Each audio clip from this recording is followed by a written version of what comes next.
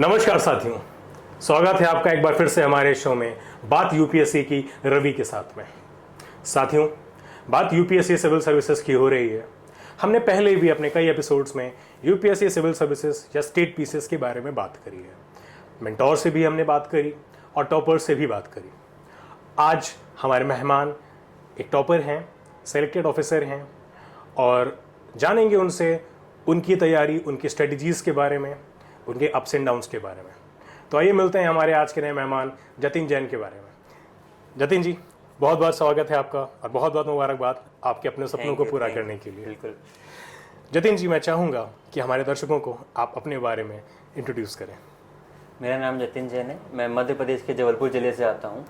मेरी प्राथमिक शिक्षा और स्कूलिंग वगैरह जबलपुर से ही मैंने नॉर्मल स्कूलिंग वगैरह से की थी। फिर मैंने इंजीनियरिंग किया है बीटेक इंफॉर्मेशन टेक्नोलॉजी में। वो मैंने इंदौर के देवी अहिल्या विश्वविद्यालय से किया था।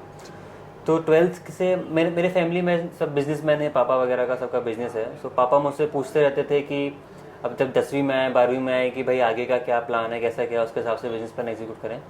मेरा तो स्टार्टिंग से था कि मैंने पापा को मना कर दिया था कि यार बिजनेस तो नहीं करना है, नौकरी करेंगे तो सरकारी नौकरी बढ़िया बड़ी वाली। पापा ने बोला था नौकरी करना सरकारी तो एक ही करना, आईएएस की, बाकी सब तो छोटे मोटे हैं जी। तब से ही था कि सिविल सर्विसेज में जाना है। प्लेसमेंट में भी मेरे को वन ऑफ द टॉपर्स था मैं अपने कॉलेज में, बट प्लेसमेंट में मैं बैठा नहीं, बिकॉज मेरे माइंड में क्लियर गोल था कि करना है तो सिविल सर्विसेज करना है। और मेरा एक चीज़ है कि मैं जिस भी चीज़ में आप एफर्ट डालो 100% डालो, उसके बाद आप देख सकते हो कभी भी दो नाव पे एक साथ नहीं चलना चाहिए इकट्ठा, वरना आप ना इधर के हो पाते हो ना उधर के। बिल्कुल। उसी तरीके से मैं 2019 में पास आउट हुआ। फिर मैंने सिविल सर्विसेज की परीक्षा में अपियर हुआ, लेकिन स्टार्टिंग के 2 अटेम्प्ट्स में निराशा हाथ लगी। प्रीलिम्स ही क्लियर नहीं हुआ था मेरा। फिर बीच में कोविड लॉकडाउन भी आ गया, तो बहुत सारी डिफिकल्टीज, फैमिली प्रॉब्लम, सब कुछ चलता था। फिर जाके अपने आप को वापस उठाया और तीसरे प्रयास में जाके सफलता मिली और 91 रैंक के साथ मैं इंडियन पुलिस सर्विस में हूँ। बहुत बहुत मुबारक हो आपको। आपके तीसरे प्रयास में आपकी मेहनत ने आपको सफलता के दरवाजे खोल दिए। जतिन जी, जैसे आपने बताया कि यूपीएससी सिविल सर्विसेज, या आप जैसे आपके फादर ने गाइड किया कि अगर करना सरकारी नौकरी तो आईएएस ही करना, तो जैसे आपने जब प्लान बनाया कि मैं अब इस तरफ जाऊंगा, गोल क्लियर है, प्लेसमेंट पे नहीं बैठे आप, तो कैसे स्टार्ट करा? Like what was the primary preparation goal? सबसे इम्पोर्टेंट ये स्टार्ट वाला मेरे को भी लगता था, स्टार्ट कैसे करूं। मेरे भी ना घर में ना फैमिली फ्रेंड्स में कोई इस फील्ड का था नहीं। Only friend which I have was the internet, Google. Google पे ही सर्च किया, कुछ टॉपर्स के ब्लॉग्स देखे। उस टाइम पे इतना बहुत पॉपुलर भी था, लेकिन रिसोर्सेज इंटरनेट में ये होता है कि बहुत स्कैटर्ड होते हैं, मतलब इट्स पूरा ओशन ऑफ रिसोर्सेज है, तो उतना आप नहीं देख सकते हो। तो फिर भी जो जैसा इन्फॉर्मेशन मिली स्टार्ट किया, उसके हिसाब से एनसीईआरटी पढ़ना स्टार्ट किया। कुछ बुक्स किसी ने सजेस्ट करी तो वो पढ़ना स्टार्ट किया, लेकिन बहुत हैफजार वे में प्रेशन चल रही थी। फिर मेरे को लगा यार इस तरीके से तो नहीं हो पाएगा। एक कंपटीशन एग्जाम में जहाँ इतना टफ कंपटीशन है, one of the hardest exam है, एक स्ट्रेटजी आपको एक गाइडेंस के साथ बहुत इम्पोर्टेंट होता है। तो फिर मैं दिल्ली आ गया। दिल्ली से मैंने अपनी प्रिपरेशन की तैयारी फॉर्मली स्टार्ट करी। फिर मैंने रिसोर्सेज देखे, चीज़ें देखी, टॉपर्स के ब्लॉग्स सुने, टॉपर्स के इंटरव्यूज, टॉपर टॉक्स देखे कि कौन से रिसोर्सेज वो यूज़ करते हैं। देन वही अपने नॉर्मल रिसोर्सेज से पढ़ाई स्टार्ट करी, स्पेक्ट्रम हो या फिर लक्ष्मीकांत हो या और चीज़ें एनसीईआरटीज़ के साथ। तो उसके साथ ही स्टार्ट किया। बस स्ट्रगल बहुत हुआ कि पहले अब नोट्स कैसे बनाना है, क्या हाईलाइट करना है। इतनी मोटी लक्ष्मीकांत है, टॉपर सुनते थे, मैंने 10-10, 15-15 बार पढ़ चुके हैं। तो लगता था कि कैसे होगा ये, बट स्टिल धीरे धीरे स्टार्ट किया। तो मेरा यही है कि आप एक बार पहला कदम लें अपने तैयारी में, फिर आगे जाके आपको और रास्ते पता चलते जाएंगे कि किस तरीके से करना है, कैसे करना है, और एक्सपीरियंस के साथ इस जर्नी में आपकी प्रिपरेशन स्मूथ हो जाती है। बिल्कुल।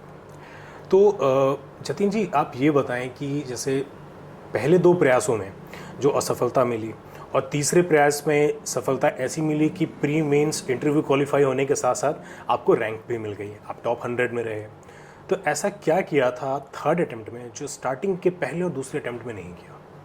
जी, तो सबसे पहला अटेम्प्ट जो मेरा था, पढ़ने के बाद मैंने प्रिपरेशन करके स्टार्ट किया, तो उसमें मेरा ये था कि मैं गाइडेड वे में नहीं करता था। जो नॉर्मल एक एस्पिरेंट होता है कि हाँ आपने लक्ष्मीकांत पढ़ लिया, आपने स्पेक्ट्रम पढ़ लिया, आपने शंकर की आईएएस की बुक पढ़ ली, एनवायरनमेंट, विजन का करंट अफेयर, किसी भी मैगजीन का करंट अफेयर पढ़ लिया और आपने 2-4 मॉक्स दे लिए, देन यू थिंक कि हाँ मेरे को आता है। लेकिन जब आप यूपीएससी का एग्ज़ाम अपियर कर रहे होते हो उन 2 घंटों में प्रीलिम्स में, तब आपका माइंडसेट क्या होता है, तब आपकी स्ट्रेटजी क्या होती है, वो बहुत मैटर करती है।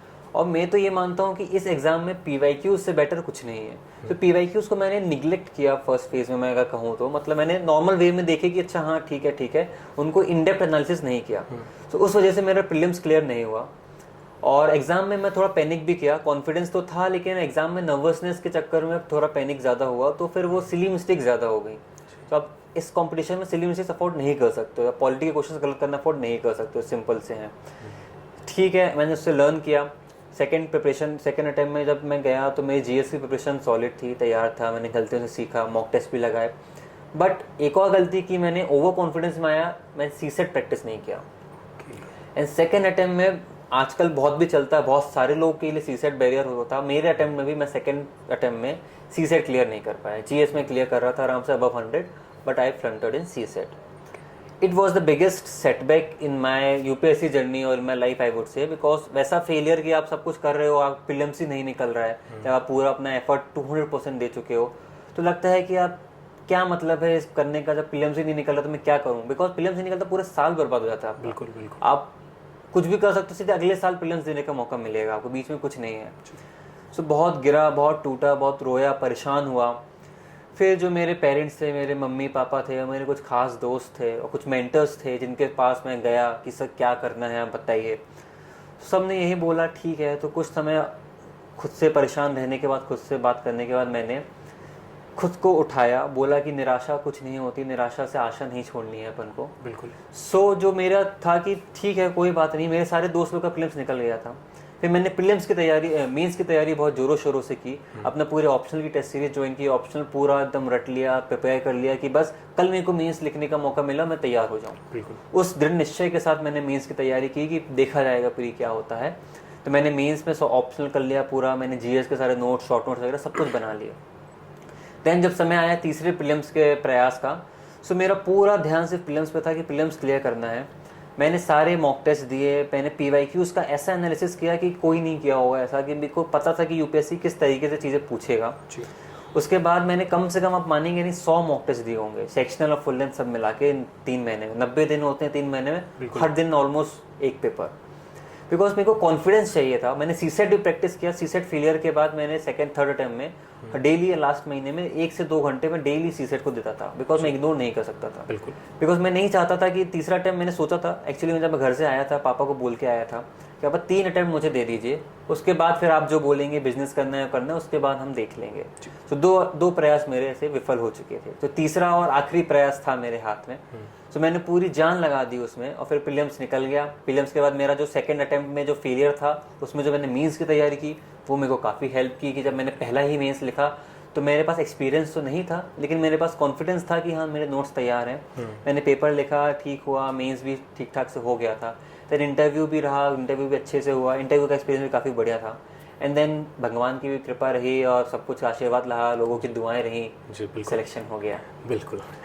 तो जैसे फर्स्ट अटेम्प्ट, सेकेंड अटेम्प्ट और थर्ड अटेम्प्ट में जो पीवाईक्यूज़ का क्या रोल रहा, स्पेशली प्रीलिम्स के जो पीवाईक्यूज़ रहे हैं पेपर 1 के, उनका क्या रोल रहा है जो थर्ड अटेम्प्ट में आपके लिए बहुत हेल्पफुल रहा? मैं ये कहना चाहूँगा, बिना पीवाईक्यूज़ के आप सिलेक्शन बहुत मुश्किल है, नहीं कर सकते हैं। बिकॉज आप ये देखिए, आप किसी भी जब वॉर में, जंग में जा रहे हैं, तो आपका सामना किससे होने वाला है, उसके पास क्या वेपन्स हैं, आपको उसके बारे में पता होना चाहिए। बिल्कुल। सो आप एक बैटल फील्ड में जा रहे हैं जिसमें आपका सामने अपोजिशन है यूपीएससी। यूपीएससी के एग्जाम से आपको लड़ना है। सो यूपीएससी के पास क्या हथियार हैं, उसके पास उसके पीवाईक्यूज़ हैं पिछले 40-50 साल के। बिल्कुल। सो अगर उन पीवाईक्यूज़ को आपने समझ लिया कि यूपीएससी किस तरीके से आपके ऊपर प्रहार करेगा, उसके लिए आपके पास डिफेंसिव स्ट्रेटेजी और ऑफेंसिव स्ट्रेटेजी दोनों हैं, तो आप उसको तरीके से झेल सकते हैं। सो इसी प्रकार जब मैंने यूपीएससी के प्रीलिम्स के पीवाईक्यूज़ को देखा, मैंने सेग्रीगेट किया। मैंने 2 तरीके से किया, ईयर वाइज भी किया और सब्जेक्ट वाइज भी किया। जब सब्जेक्ट वाइज किया तो मैंने देखा कुछ कोर एरियाज हैं यूपीएससी के, वहाँ से यूपीएससी हमेशा सवाल पूछ रहा है। फॉर एग्जाम्पल जैनिज्म, बुद्धिज्म हो गया। फॉर एग्जाम्पल ज्योग्राफी में रिवर्स हो गए, नेशनल पार्क हो गया, वाइल्ड लाइफ सेंचुरीज हो गया। फिर यूपीएससी ने स्टाइल किया कि कौन से रिवर से कौन सा नेशनल पार्क जा रहा है, मतलब किस नेशनल पार्क से कौन सी रिवर जा रही है। सो मैंने इन सब का चार्ट बनाया और उन चार्ट को मैंने रिवाइज किया। और जब प्रीलिम्स के 15-20 दिन पहले लास्ट के दिन होते हैं जब अपन एकदम रट्टाफिकेशन मोड में होते हैं, तो मैं ये सब टिडबिट्स जो पीसेस होते थे इनको बहुत अच्छे से रिवाइज करता था। ज्योग्राफी में मैंने देखा कि यूपीएससी वर्ल्ड मैपिंग से 6 से 7 क्वेश्चंस पूछता है, जो प्लेसेस इन न्यूज़ हैं, चीज़ें हैं। सो हम ग्रुप में बैठते थे, हम लोग को पूरा वर्ल्ड मैप हमने पढ़ लिया। सो इस तरीके से मैंने टारगेटेड वे में अप्रोच किया कि यूपीएससी की पीवाईक्यू को निकाला, एनालिसिस किया। और हमने ये भी किया कि यूपीएससी 4 ऑप्शंस होते हैं हर पेपर में। अगर 100 सवाल हैं, 4 ऑप्शंस हैं, तो वो सिर्फ 100 सवाल नहीं है, वो 400 सवाल है। बिल्कुल, आपको हर एक ऑप्शन पे थोड़ी सी रिसर्च करनी है, बिकॉज आप माने ना माने एक ईयर के क्वेश्चन में एक ऑप्शन अगले 2-3 साल वाले में वो क्वेश्चन बन के आएगा। बिल्कुल। और आप पीवाईक्यू से पूरा ट्रेंड आपको दिखता है। तो अगर आपने ऑप्शंस को इग्नोर किया, मतलब आप अच्छे से प्रिपेयर नहीं कर रहे हैं। तो उस तरीके से मैंने सारे ऑप्शंस को एक्सप्लोर किया, एनालिसिस किया, उनके बारे में हर एक कीवर्ड को मैंने गूगल कर लीजिए, विकिपीडिया स्टार्टिंग के थोड़ा सा पढ़ लीजिए, तो आपका कवर हो जाता है। तो इस तरीके से मैंने पीवाईक्यूज के नोट्स बनाए, शॉर्ट नोट्स बनाए, उनको मल्टीपल टाइम्स रिवाइज किया। उसमें यूपीएससी की एलिमिनेशन के लिए जो आइडियोलॉजी होती है उसको मैंने ग्रैस्प किया कि यूपीएससी किस तरीके से ट्रैप क्वेश्चंस में फ्रेम करता है ताकि हम फंस जाएं और नेगेटिव मार्किंग कर दें। सो उन सबको आइडेंटिफाई करके मैंने एक लिस्ट बनाई एंड देन मैंने उसको रिवाइज किया और फिर उसको यूपीएससी में इम्प्लीमेंट किया। सो देन वो मेरा डिफरेंस फैक्टर रहा 3rd अटेम्प्ट में, पहले 2 अटेम्प्ट में। दैट मीन्स आपने हर सब्जेक्ट की एक स्पेसिफिक स्ट्रेटेजी बना करके रखी, और जो प्रीलिम्स ओरिएंटेड रही, जो फैक्चुअल ओरिएंटेड रही है, जिसमें मैं कह सकूं कि करंट अफेयर्स स्पेसिफिक जो सब्जेक्ट ओरिएंटेड चीज़ें हैं उनके लिए आपने स्पेसिफिक कुछ की नोट्स बनाए जो लास्ट मोमेंट पे आपने उसको ग्रैप्स किया, और वो आपकी प्रीलिम्स क्वालिफाई करने में हेल्प रही है। और देखा जाए तो बिल्कुल सही है जो इस साल स्टेटमेंट प्रीलिम्स में, क्योंकि प्रीलिम्स में क्या होता है, एक क्वेश्चन है, 4 ऑप्शन है, तो उन 4 में से एक आंसर करेक्ट है। सही बात है। 90% बच्चे क्या करते हैं, उस 4 क्वेश्चन में से सही आंसर निकालने की कोशिश करते हैं और अपनी नॉलेज इम्पोज करते हैं। बिल्कुल सही बात है। बट वो शायद अगर उल्टा काम कर लें कि 3 अगर गलत है तो वो क्यों गलत है, तो शायद मुझे लगता है कि वो प्रॉब्लम्स इजी हो जाए। बिल्कुल सही बात है। राइट। और यही तरीका होता है, बिकॉज आप इस अप्रोच से आप सिर्फ 15 से 20 सवाल से ज़्यादा नहीं कर सकते हैं। बिकॉज आप हमेशा देखेंगे पीवाईक्यूज में, प्रीलिम्स में आपको नए नए सवाल, नई नई चीज़ें मिलेंगी, और आपने ऐसी चीज़ें देखी होंगी, सुनी भी नहीं होंगी। बिल्कुल। कोई एक ऑथर का बुक का नाम दे दे, उसके ऑथर पूछ लिए हैं और ऐसे नाम दिए हैं आपको पता ही नहीं। लेकिन अगर आपको ये पता है कि गांधी जी ने कौन सी बुक्स लिखी थी, लाल बहादुर शास्त्री ने कौन सी बुक्स लिखी थी, तो ऑप्शन में वो भी वो नाम होंगे, लेकिन आपको पता है कि इनकी बुक्स ये हैं तो ये तो नहीं है, तो वो 2 आपने एलिमिनेट कर दिए। अब बचे आपके 2 दूसरे ऑप्शन, उनमें से कोई आंसर है। यस। तो इस स्ट्रेटेजी के साथ मैंने प्रीलिम्स को किया। तो एक्सक्लूड इंक्लूड वाले कंसेप्ट को लेकर के चले। बिल्कुल। तो ये भी एक तरीका है प्री को क्वालिफाई करने का। जी। राइट। तो जैसे मेंस के लिए आपने 2022 के अटेम्प्ट में जब आप मेंस लिख रहे हैं तो उससे पहले ही आपने 2021 के मेंस में प्रैक्टिस कर ली थी प्रॉपर वे में अपने उन फ्रेंड्स के साथ जो मेंस अपीयर कर रहे थे। तो मेंस में जो प्रीवियस ईयर क्वेश्चंस हैं, पीवाईक्यूज हैं, उनका कितना रोल रहा है आपकी हेल्प मेंस की स्टार्ट प्रिपरेशन में? मेंस में तो मैं ये कहना चाहूँगा सिर्फ और सिर्फ पीवाईक्यूज ही हैं जो आपको इम्पोर्टेंट हैं।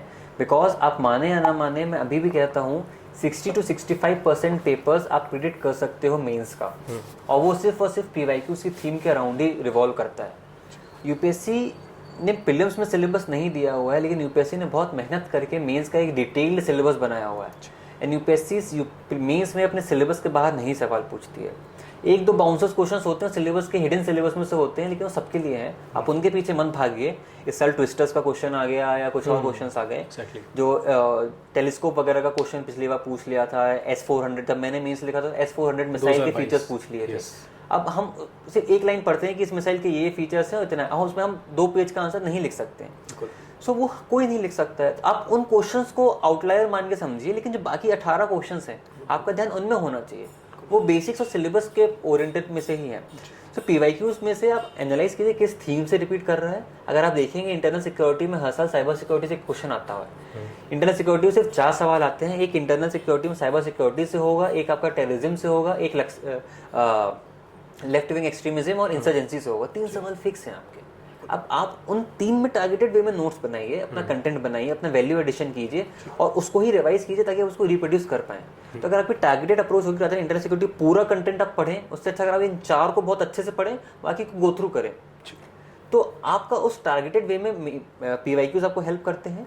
और जो आपका स्ट्रेटेजी होती है, जो मॉक टेस्ट होते हैं और जो आपका एनालिसिस होता है, वो आपको गाइड करता है कि किस डायमेंशन में किस तरीके से क्वेश्चंस को अडॉप्ट करना है।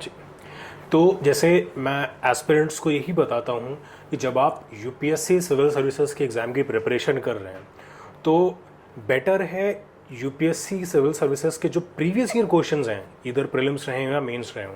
अब इंटरव्यू का तो मॉक टेस्ट नहीं हो सकता है, उसका तो पीवाईक्यू नहीं मिलेगा, लेकिन प्रीलिम्स और मेंस का मिल जाएगा, ऑप्शनल का मिल जाएगा। तो rather than opting for the test series from different varied coachings, मैं उन्हें यही सजेस्ट करता हूँ कि सबसे बेस्ट टेस्ट सीरीज अगर है तो वो पीवाईक्यूज है। बिल्कुल 30 to 40 ईयर्स के प्रीलिम्स के आप क्वेश्चन पेपर ले लीजिए, उन्हें एक बार नहीं कम से कम एक पेपर को 3 से 4 बार अगर लगाएं जरूर, तो आपको सब्जेक्टिव नॉलेज भी समझ में आ जाएगी। आपको ये भी समझ में आ जाएगा कहीं ना कहीं कि अगर 1991 में या 1995 में अगर कोई क्वेश्चन यूपीएससी ने इकोनॉमी से रिलेटेड पूछा है तो वो इसलिए पूछा होगा क्योंकि 1991 में इकोनॉमिक रिफॉर्म्स आए थे। करेक्ट। तो कोरिलेट कर लेंगे और कहीं ना कहीं वो क्वेश्चन फिर से यूपीएससी आज पूछ सकता है, 25 में पूछ सकता है। तो यस 25 में तो इकोनॉमिक रिफॉर्म्स नहीं आए हैं, बट यस कुछ तो कोरिलेट करेगा ही करेगा। तो बेटर है rather than going for coaching institutes, आप प्रीलिम्स या मेंस के टेस्ट सीरीज़ को फॉलो करें।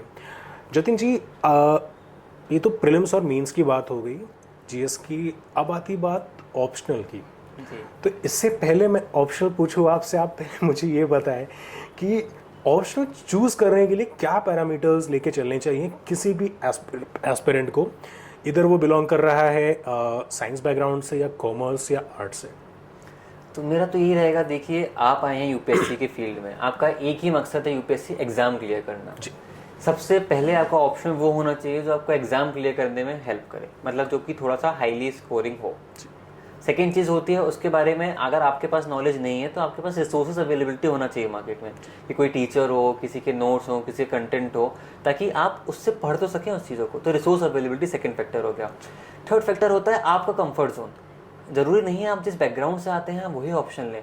फॉर एग्जाम्पल मैं इंजीनियरिंग बैकग्राउंड से आता हूँ लेकिन मैंने कोई टेक्निकल ऑप्शन नहीं लिया, बिकॉज जो मुझे दूसरे ऑप्शंस समझ में आए उनका मैंने सिलेबस देखा, उसमें मैंने अपना इंटरेस्ट देखा।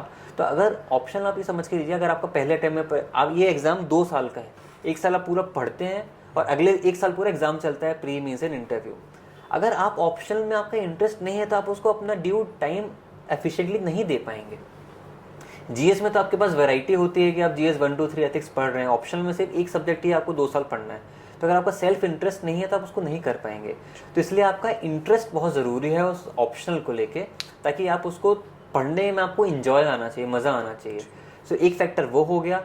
सेकंड हो गया कि आपके पास रिसोर्स अवेलेबिलिटी है, एग्जाम में थोड़ा सा स्कोरिंग है और गाइडेंस है। तो ये 3-4 पैरामीटर्स हैं। सबसे इंपॉर्टेंट है आपका इंटरेस्ट फैक्टर। अगर इंटरेस्ट है तो आप किसी भी ऑप्शन को अच्छे से पढ़ सकते हैं, इंटरेस्ट नहीं है तो कोई ईजी से ईजी ऑप्शनल भी होगा तो आप नहीं पढ़ पाएंगे। इसी पैरामीटर में मेरा भी था कि मेरे को एंथ्रो और सोशियोलॉजी में डिसीजन लेना था। ऑलमोस्ट दोनों का सिलेबस थोड़ा सिमिलर भी है, दोनों स्कोरिंग भी है, but I go for sociology rather than anthro, because anthro में थोड़ा सा वो डायग्रामेटिक वाला और हिस्ट्री वाला, एंशिएंट सिविलाइजेशन वगैरह वाला एस्पेक्ट था। I was not very comfortable with it, तो मुझे वो अच्छा नहीं लगता था। तो although anthro is highly scoring than sociology, but I opted for sociology because I was more comfortable in sociology. Okay, तो जतिन ये बात हो गई आपकी बिगिनिंग की, और आपने प्रीलिम्स में क्या किया, मेंस में क्या किया।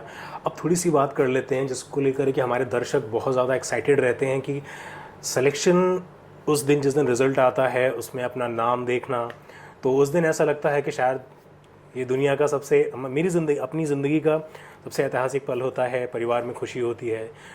उसके बाद जो एक जर्नी स्टार्ट होती है, क्योंकि अब आप एक Jatin Jain as a citizen of India से ना होकर के आप Jatin Jain as a Indian police services officer हो चुके हैं। तो एक रिस्पॉन्सिबिलिटी और ट्रेनिंग एंड ऑल, तो थोड़ा सा एक हमें उसके बारे में भी एक जस्ट में बताएं। जी, ये तो आपने बिल्कुल सही कहा। जिस दिन परिणाम आया यूपीएससी का, जब फाइनल पीडीएफ, होली पीडीएफ जिसको हम बोलते हैं, जब उसमें मैंने सर्च करने में भी मेरे को बहुत डर लग रहा था कि अपना नाम कैसे ढूंढूं उस पीडीएफ में, लेकिन जब सर्च किया, जब दिखा कि पहले पन्ने में ही 91st रैंक पे मेरा नाम है, सो खुशी का तो कोई ठिकाना पैमाना नहीं रहा। बिकॉज ये 3-4 साल में जो कड़ी मेहनत आप कर रहे थे, सिर्फ इसलिए कर रहे थे कि कहीं ना कहीं इस लिस्ट में बस नाम आ जाए, चाहे वो ऊपर आए नीचे आए, वो कोई नहीं सोचता है। बिल्कुल। तो जब नाम दिखा बहुत खुशी हुई। माता पिता को जब बताया वो भी बहुत ज़्यादा भावुक हुए, आंखों में आंसू थे, मैं भी बहुत ज़्यादा खुश था। सो वो एक फेज था कि उस समय लग रहा था कि अचानक आप सेलिब्रिटी बन चुके हो। मैं जहाँ जबलपुर से आता हूँ वहाँ उतने ज़्यादा ऐसा कुछ है नहीं, तो सारे लोगों के बीच में आप फेमस थे कि इन्होंने यूपीएससी बना लिया है, ये आईएएस बन चुके हैं। सो वो जो खुशी थी वो बहुत अमेजिंग थी, बहुत डिफरेंट थी। आज भी लोग कॉन्ग्रेचुलेट करते हैं कि आपकी सक्सेस में ये है। लेकिन जब उसके बाद मैं, वो एक फेज़ रहा, लेकिन जब मैं ट्रेनिंग में गया, अब हम ट्रेनिंग में 207 आईपीएस ऑफिसर्स एक साथ रहे। सो वहाँ पे मैं भी आईपीएस ऑफिसर हूँ, मेरे साथ 200 लोग जो हैं वो भी आईपीएस ऑफिसर्स हैं। सो वो भी एक फेज़ रहा कि वहाँ पे आप एक सिमिलर लेवल पे आए, वहाँ पे आपने ट्रेनिंग की, डिफरेंट फेजेस को देखा।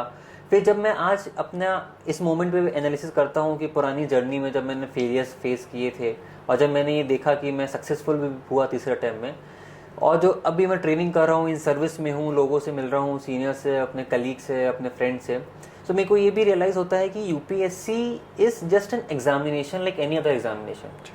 ये सिर्फ एक एग्ज़ाम है जो आपको क्लियर करना है। हर किसी को लग रहा होगा कि मैंने एग्ज़ाम क्लियर कर लिया है, मैं ऑफिसर बन गया हूँ, तो everything is green in my life, कि सब कुछ बहुत बढ़िया चल रहा होगा, मैं बहुत खुश होऊंगा, सब कुछ होगा। ठीक है, खुशी एक पैमाना है, खुशी एक पल है जो आप फील करते हो उस मोमेंट पे, लेकिन सिलेक्शन ही बस सब कुछ नहीं होता है। मैं ये कहता हूँ कि सिर्फ एक एग्ज़ाम है, एग्ज़ाम क्लियर करना ही सब कुछ नहीं है, और एग्ज़ाम में फेल होने से भी ज़िंदगी ख़त्म नहीं हो जाती है। बिल्कुल। एग्ज़ाम के बाद भी, परिणाम के बाद भी बहुत ज़्यादा चैलेंजेस आपको लाइफ में फेस करने हैं। उन चैलेंजेस को फेस करने के लिए आप अपने आप को तैयार कर पाते हो कि नहीं, वो तैयार इंपॉर्टेंट है। उसके लिए आपको अपनी कमियों को पहचानना, अपने फेलियर्स को एक्सेप्ट करना बहुत इंपॉर्टेंट है, बिल्कुल। जो कि ये यूपीएससी की जर्नी बहुत अच्छे से सिखाती है। मैं ये मानता हूँ कि यूपीएससी आपको कुछ बनाए ना बनाए, ऑफिसर बनाए या ना बनाए, लेकिन एक देश का अच्छा सिटीजन, एक अच्छा नागरिक जरूर बना के छोड़ती है। बिल्कुल। और वो जो करती है ना, वो आपकी पर्सनैलिटी के लिए इतना बड़ा कंट्रीब्यूशन है, जो कि कोई भी एग्जाम हो, चाहे किसी भी चीज़ का हो, वो उतना बड़ा नहीं करती है। आपके अंदर एक सेल्फ कॉन्फिडेंस आता है, आप अपने आप को कहीं भी रिप्रेजेंट कर सकते हो, और आपने इस जर्नी में अपने एफर्ट्स दिए हैं, तब किसी भी फील्ड में जाओगे दूसरों से हमेशा आप बेहतर ही करोगे, एज हमेशा आपको रहेगा।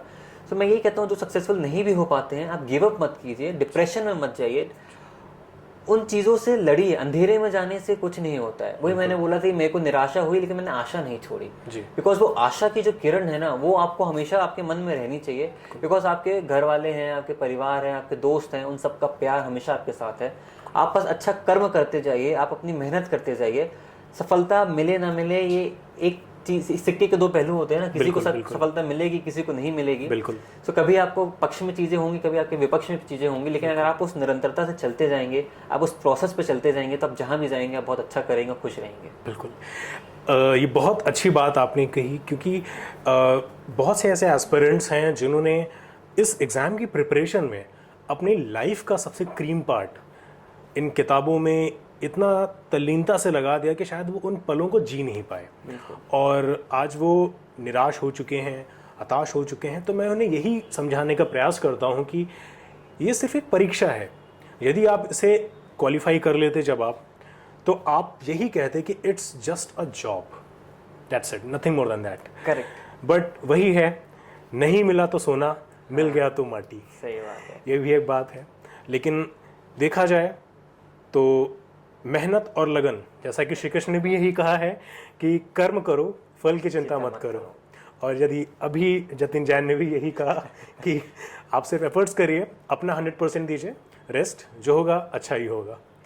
तो बहुत अच्छा लगा जतिन जी आपके साथ मिलके, और बहुत डेप्थ में आपने बातें कही, कम शब्दों में, बहुत कम समय में।